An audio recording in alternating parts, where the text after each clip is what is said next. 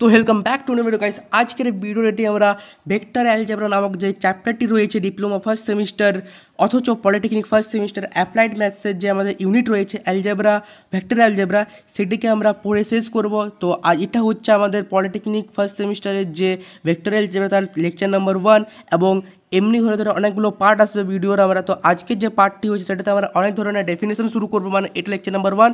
তো আজকের ভিডিওটি আমরা পার্ট শুরু করবো লেকচার নাম্বার 1কে, সেটাকে আমরা পড়ে শেষ করবো। চলো ভিডিওটা কি শুরু করা যাক। তোমরা স্ক্রিনের মধ্যে দেখতে পাচ্ছ আমার যে ভেক্টর অ্যালজেব্রা যে নোটসটি রয়েছে সেটাকে আমি স্ক্রিনের মধ্যে শেয়ার করে মানে স্ক্রিনে আমি দিয়ে দিচ্ছি, সেটাকে তোমরা দেখতে পাচ্ছ। কিন্তু এখানে হয়তো ভালোভাবে দেখা যাবে না, তার জন্য আমি বাস তোমাদেরকে বোঝানোর জন্য শুধু আমি দিচ্ছি এই নোটসের ফুল পিডিএফ আমি নিচে ডিসক্রিপশানে লিঙ্ক দিয়ে দেবো, তোমরা সেখান থেকে যে ডাউনলোড করতে পারো, ঠিক আছে। তো চলো আমি এখানে ভিডিওটা কি শুরু করছি। প্রথমত যে আমাদের চ্যাপ্টার রয়েছে ভেক্টর অ্যালজেব্রা অ্যাপ্লাইড ম্যাথসের, সেটিকে পড়ার আগে আমাদের কিছুগুলো টার্মস জানতে হবে। সব থেকে প্রথম যে আমাদের টার্মসটি রয়েছে সেটা হলো স্কেলার কোয়ান্টিটি এবং ভেক্টর কোয়ান্টিটি, ঠিক আছে। এটি তোমাদের ফিজিক্সের হচ্ছে, বাট সেটাকে আমরা ম্যাথসও পড়বো। অ্যাকচুয়ালি এটা ফিজিক্সের চ্যাপ্টার, তোমরা এখানে ভাবছো যে ফিজিক্সের, বাট এটা ফিজিক্সের নয়, অ্যাপ্লাইড ম্যাথসের চ্যাপ্টার হচ্ছে, ঠিক আছে। তো সব থেকে প্রথম যে আমাদের রয়েছে scalar quantity having magnitude only. Scalar quantity মানে এখানে বলা হচ্ছে হ্যাভিং ম্যাগনিটিউড। স্কেলার কোয়ান্টিটি তাদেরকে বলা হয় যার শুধু ম্যাগনিটিউড রয়ে থাকে, মানে যে কোয়ান্টিটির শুধু ম্যাগনিটিউড আছে তাকে আমরা স্কেলার কোয়ান্টিটি বলে থাকি। যেমন মাস, টাইম, লেন্থ, টেম্পারেচার, ডেনসিটি। এটাকে আমি এক্সাম্পল দিয়ে আরও ডিফাইন করছি, বাট তার আগে আরেকটি যে আমাদের রয়েছে vector algebra having both magnitude as well as direction, যেটির এক্সাম্পল হয়ে গেল force, acceleration, velocity, momentum, weight. Vector quantity মানে হয়ে গেল আমাদের কাছে যে কোয়ান্টিটির ম্যাগনিটিউডও আছে এবং তার সাথে ডাইরেকশনও আছে, ঠিক আছে। তো এটাকে আমি আবার যদি তোমাদেরকে বোঝাতে চাই তাহলে হচ্ছে ম্যাগনিটিউড মানে এখানে যেমন আমাদের ভেক্টর কোয়ান্টিটি যেখানে রয়েছে আমাদের এখানে আমাদের ডাইরেকশনও আছে এবং ম্যাগনিটিউডও আছে, সেটাকে আমরা ভেক্টর কোয়ান্টিটি বলে জানছি, ঠিক আছে। তো ফোর্স, যেমন ফোর্সে আমরা যদি দেখি এক্সাম্পল, যদি আমরা ভেক্টর কোয়ান্টিটির ফোর্সের কথা বলি তাহলে ফোর্স হচ্ছে ফোর্সের যে আমরা ফর্মুলা হচ্ছে প্রথমত F equal to m a mass into acceleration বলা হয়, ঠিক আছে। কিন্তু এইটা এখানে আসছে না। ভেক্টর কোয়ান্টিটি যার magnitude as well as direction রয়েছে, ফোর্স, ওর এক্সাম্পল একটা ফোর্স আমরা দেখি। ম্যাগনিটিউড মানে কত নিউটন ফোর্সে আমাদের ফোর্সটা অ্যাপ্লাই হচ্ছে সেটি থেকে ওর ম্যাগনিটিউড, কত নিউটন ফোর্স ওর লাগছে। আর ডাইরেকশন কোন ডাইরেকশানে ফোর্সটি লাগছে। যেমন যদি আমি এক্সাম্পল দিই তাহলে ধরে নাও একটা পিন আছে যেটিকে আমরা কাঠের মধ্যে এন্টার করব, ঠিক আছে, যেমন কাঠের মধ্যে গাড়বো, পেন কথা হচ্ছে। তো আমরা হ্যামার দিয়ে বা হাতুড়ি দিয়ে ওটাকে আমরা পিটে পিটে নিচে দিয়ে করছি। তো আমরা কত নিউটন ফোর্স লাগাচ্ছি সেটি হলো ম্যাগনিটিউড, এবং কোন ডাইরেকশানে আমরা ওটাকে করছি সেটি হয়ে গেল আমাদের ডাইরেকশন। মানে উপর থেকে আমরা যখন পিনটা গাড়ছি তো উপর থেকে আমরা ওটাকে পিটবো, তো ওটা কোন ডাইরেকশানে হচ্ছে সেটা হয়ে গেলো আমাদের, মানে ডাইরেকশনও আছে এবং তার সাথে সাথে ম্যাগনিটিউডও আছে। বোঝা গেল জিনিসটা? তো এখানেই হচ্ছে এটা। আর স্কোয়ার কোয়ান্টিটি যে কথা বলি তো এখানে মাস, টাইম, লেন্থ। টাইম হচ্ছে শুধু ওর ম্যাগনিটিউড থাকবে, মাস শুধু ম্যাগনিটিউড থাকবে। এখানে যদি মাসের কথা বলা হয় তাহলে কত কেজি, ওখানে কি আমরা বলবো কোন ডাইরেকশানে কত কেজি লাগছে, এটা তো বলবো না। টাইমে যদি বলি তো ঘড়িতে এখন ধরে নাও বাজছে 3টে, ঠিক আছে। তো কোন ডাইরেকশানে 3টে বাজছে এটা তো আমরা বলবো না, এটা বলা যাবে না। আর কিন্তু যদি আমরা ভেক্টর কোয়ান্টিটির কথা বলা তাহলে যেমন ফোর্স আছে, অ্যাক্সিলারেশন আছে, মোমেন্টাম আছে, ওয়েট আছে, এগুলো হচ্ছে ভেক্টর কোয়ান্টিটি। এখানে আমরা direction as well as magnitude থাকবে, সেটাকে আমরা ভেক্টর কোয়ান্টিটি বলে থাকি। আই হোপ তোমরা এখান থেকে এই জিনিসটাকে বুঝেছো। সেকেন্ড যে আমাদের হচ্ছে সেটি হলো ভেক্টর। ভেক্টরটি হচ্ছে কি সেটি আমরা জানিয়ে নেবো এখানে। এই ডাইরেক্টেড লাইন সেগমেন্ট, একটা লাইন সেগমেন্টকে আমরা, তোমাদের আমি ওটা এক্সাম্পলের জন্য বললাম, তোমরা তার পাশে দেখতে পাচ্ছ লেখা আছে ব্র্যাকেটে ও এ, উপরে একটা আমরা লাইন সেগমেন্টের রে দিয়ে দিয়েছি, ঠিক আছে, লাইন সেগমেন্টের উপরে একটা দিয়ে দিয়েছি। তো এটাকে আমরা ভেক্টরকে রিপ্রেজেন্ট করছি, ঠিক আছে। ও এ মানে ভেক্টর ও থেকে এ লাইনটি যাচ্ছে। যদি তোমাদের আমি স্ক্রিনে দেখাই তাহলে ধরে নাও একটা আমরা লাইন টানলাম, ঠিক আছে, লাইন টানলাম। প্রথম যে আমাদের ইনিশিয়াল পয়েন্টটা হলো সেটাকে আমরা নাম দিলাম ও, এবং যে আমাদের ফাইনাল পয়েন্টটা হলো সেটাকে আমরা নাম দিলাম এ। তো লাইনটি আমাদের ও থেকে এর দিকে যাচ্ছে, তো এটাকে আমরা নাম দিয়ে দিলাম ও থেকে এ, মানে ভেক্টর ও এ, তোমরা ও লিখবো, দেন এ লিখবো, উপরে আমরা দিয়ে দেবো একটি লাইন সেগমেন্টের সাইন, সেটাকে আমরা রিপ্রেজেন্ট করলাম ও এ, মানে ভেক্টরকে আমরা রিপ্রেজেন্ট করলাম ও এ, উপরে একটা লাইন সেগমেন্ট দিলাম, এটাকে আমরা ভেক্টর এইভাবে রিপ্রেজেন্ট করি, তোমরা স্ক্রিনের মধ্যে দেখতে পাচ্ছ। ঠিক আছে, সেকেন্ড যে আমাদের পয়েন্টটি হয়েছে সেটা হচ্ছে আমাদের zero vector. A zero vector having magnitude 0 is called zero or null vector। ঠিক আছে, এখানে জিরো ভেক্টর মানে তোমরা ডেফিনেশনটি পড়ে বুঝতে পেরেছো। যেমন হচ্ছে a zero vector having magnitude zero, যে ভেক্টরের ম্যাগনিটিউড জিরো রয়ে থাকে তাকে আমরা জিরো ভেক্টর বলে থাকি। মানে ধরে নাও যদি কোনো ভেক্টরের মান জিরো আসছে সেটি হয়ে গেল জিরো ভেক্টর বা নাল ভেক্টর। এটাকে আমরা রিপ্রেজেন্ট করব জিরো লিখে, উপরে আমরা লাইন সেগমেন্ট দিয়ে দেবো, সেটা হলো জিরো ভেক্টর। আমরা ভেক্টরকে রিপ্রেজেন্ট কীভাবে করব সেটা তোমরা দেখলে, এবং যে কোনো জিনিসকে যদি আমরা ভেক্টরে রিপ্রেজেন্ট করতে চাই তাহলে সর্বপ্রথম নিচে লিখবো মানে জিনিসটা, তার উপর একটা লাইন সেগমেন্টের দাঁড়িয়ে দেবো। ঠিক আছে, সেটি লিখলাম। দেন আমাদের হচ্ছে unit vector. A vector having unit magnitude is called unit vector. Thus a vector is called unit vector if a modulus equal to 1। এটা তোমরা বুঝতে পারছো না, আমি বুঝতে পারছি, এটাকে আমি বোঝাবার চেষ্টা করছি তোমাদেরকে। ঠিক আছে, ইউনিট ভেক্টর মানে এখানে বলা হচ্ছে যার ম্যাগনিটিউড, যেমন আমরা জিরো ভেক্টরে দেখলাম যার ম্যাগনিটিউড জিরো থাকবে তাকে আমরা জিরো ভেক্টর বলবো, এবং ইউনিট ভেক্টরে হচ্ছে যার ম্যাগনিটিউড 1 থাকবে তাকে আমরা ইউনিট ভেক্টর বলবো। মানে যার মান আমাদের, যার ভেক্টরের মান আমাদের 1 এসে থাকবে তাকে আমরা ইউনিট ভেক্টর বলবো। ঠিক আছে, নিচের যে লাইনটি রয়েছে আমাদের, thus a vector is called unit vector if a modulus equal to 1। এই যে আর এখানে যে রয়েছে আমাদের এ মডিউলাসটা আমরা কীভাবে বার করব সেটিকে আমরা পরের লেকচারে দেখবো, যখন আমরা কোয়েশ্চেন প্র্যাকটিস করব তখন দেখব। ঠিক আছে, তো এখন আর মতো তোমরা এতটা বোঝো যে ইউনিট ভেক্টর মানে হচ্ছে যে ভেক্টরের ম্যাগনিটিউড 1 এসে থাকবে তাকে আমরা ইউনিট ভেক্টর বলে থাকি। এটা তোমরা এখনের মতো জানো। নেক্সট যখন আমরা কোয়েশ্চেন প্র্যাকটিস করব তখন আমরা এ মডিউলাস এর মানেটা কি বুঝবো।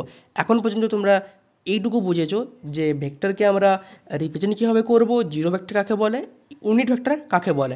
নেক্সট আমাদের যে টপিকটি রয়েছে সেটি হলো unit vector along A vector is denoted by A cap and defined as, তোমরা নিচে একটা ফর্মুলা দেখতে পাচ্ছ, A cap equal to A vector by A modulus. এই ফর্মুলাটা অনেক ইম্পর্ট্যান্ট, এই ফর্মুলা থেকে অনেকগুলো কোয়েশ্চেন থাকবে, তো তোমরা এটাকে ডিনোট করে নাও, কপিতে লিখে নাও। এটার ফুল ফর্ম হচ্ছে, মানে এটিকে ফর্মুলার ইটা হচ্ছে এ ক্যাপ মানে হয়ে গেল ইউনিট ভেক্টরের রিপ্রেজেন্ট রাখা আমরা করি, মানে ইউনিট ভেক্টরকে আমরা এই ক্যাপ দিয়ে রিপ্রেজেন্ট করি, যাতে তোমরা দেখতে পাচ্ছ স্ক্রিনে এ, তার উপরে একটা আমরা ক্যাপ দিয়ে দিয়েছি ক্যাপের মতো, ওটাকে আমরা বলে থাকি ইউনিট ভেক্টর। মানে ইউনিট ভেক্টরকে আমরা এ ক্যাপ দিয়ে ডিনোট করি। ওকে বার করার জন্য আমরা ফর্মুলা লাগাই a vector by A modulus. এই ফর্মুলাটা তোমরা কপিতে লিখে নাও। এই ফর্মুলাটা কীভাবে ইউজ করবো সেটা আমরা নেক্সট ক্লাসে দেখবো। ঠিক আছে, এই শুধু এখন পর্যন্ত তোমরা শুধু এটাকে দেখে নাও কীভাবে আমরা ইউনিট ভেক্টরকে রিপ্রেজেন্ট করছি, ইউনিট ভেক্টর বার করার জন্য কী ফর্মুলা কাজে লাগছে সেটা তোমরা এখন পর্যন্ত লিখে নাও। ফিরে কীভাবে আমরা ইউজ করবো সেটাকে আমরা নেক্সট ক্লাসে দেখবো। নেক্সট আমাদের হচ্ছে সেটি হচ্ছে ইকুয়াল ভেক্টরের যে ফর্মুলা সেটা, মানে ইকুয়াল ভেক্টরের যে ডেফিনেশন সেটা আমরা পড়ছি প্রথমে। The vector A vector and B vector are said to be equal if they have same magnitude and are parallel having same sense of direction. ঠিক আছে, এটি হচ্ছে ধরে নাও দুটি ভেক্টর আছে, একটা হলো এ ভেক্টর, একটা হলো বি ভেক্টর। তাদের যদি ম্যাগনিটিউড সমান আসে তাহলেই তাকে আমরা ইকুয়াল ভেক্টর বলে থাকবো। এটি হলো প্রথম কন্ডিশন ইকুয়াল ভেক্টর বলার জন্য। এবং সেকেন্ড যে কন্ডিশনটি হলো ইকুয়াল ভেক্টর বলার জন্য, সেটি হবে তারা যেন প্যারালাল হয় সেম সেন্স অফ ডাইরেকশন। মানে যদি ধরে নাও একটি লাইন সেগমেন্ট যাচ্ছে, তো ওর যেন দুটি, যেমন একটি লাইন সেগমেন্ট হলো তার নিচেই যেন আরেকটি লাইন সেগমেন্ট হয়, মানে এ ভেক্টর আর বি ভেক্টর যে দুটি লাইন সেগমেন্ট হবে সেটি যেন প্যারালাল হয়, সেম ডাইরেকশানে হয়, সেম সেন্স অফ ডাইরেকশানের মধ্যে হয়, আর তাদের যেন ম্যাগনিটিউডটাও সেম আসে, তাহলে তাকে আমরা a vector equal to B vector বলে থাকবো এবং ইকুয়াল ভেক্টর বলে থাকবো। ঠিক আছে, মানে এ vector equal to B vector, এটা হয়ে গেল ইকুয়াল ভেক্টর বলে থাকবো। ইকুয়াল ভেক্টর মানে কি হচ্ছে, যার যার ম্যাগনিটিউড সেম থাকবে, মানে ভেক্টরের ম্যাগনিটিউড সেম থাকবে, অথচ আরেকটা তোমার যে হচ্ছে তার সেন্স অফ ডাইরেকশনটি একই থাকবে, মানে প্যারালাল থাকবে। ঠিক আছে, এটা আমরা হলো ইকুয়াল ভেক্টর। তোমরা এটা বুঝেই মানে দেখেই বুঝতে পেরেছো যে ইকুয়াল ভেক্টর কাকে বলা উচিত। সেকেন্ড হচ্ছে আমাদের scalar multiplication of A vector. ঠিক আছে, এটা আমরা একটু ভালো করে বুঝো, এটা অনেক ইম্পর্ট্যান্ট। প্রথমত যে আমরা পড়ছি এটাকে scalar multiplication of A vector, let k be a scalar quantity and a vector is the given vector, then k a vector equal to scalar into a vector by a scalar k। এটাকে আমরা ভালো করে বোঝার try করছি। আমরা এখানে একটা scalar কোয়ান্টিটিকে কে ধরে নিলাম, আর এ ভেক্টর অলরেডি দেওয়া আছে এখানে। ঠিক আছে, তো এখানে যে আমাদের দেন আমাদের হয়ে গেল কে ইন্টু এ ভেক্টর, এখানে কিছু নেই মাঝে, মানে ইন্টু আছে। তো scalar quantity into A vector equal to scalar into of A vector by a scalar K. এখানে কে সমান হয়ে গেল তোমার scalar multiplication of A vector. ঠিক আছে, দেন আমাদের কিছুগুলো থিওরাম আসছে, এখানে দুটো থিওরাম আছে। তো সব থেকে প্রথম আমরা প্রথম থিওরামটা পড়ছি, for any two collinear vectors A vector and B vector, A vector equal to B vector, মাঝে কে আসছে, ওই কেটি হয়ে গেল স্কেলার। আমি একটু আগে তোমাদেরকে বললাম এটা। ঠিক আছে, তো for any two collinear vector A vector and B vector, then A vector equal to B vector হয়ে যাবে হোয়ার কে ইজ স্কেলার। মাঝে যে কেটি এলো সেটিকে আমরা কনস্ট্যান্ট হচ্ছে, কিন্তু সেই কেটি কনস্ট্যান্ট ধরবো না, সেই কেটিকে আমরা স্কেলার ধরবো।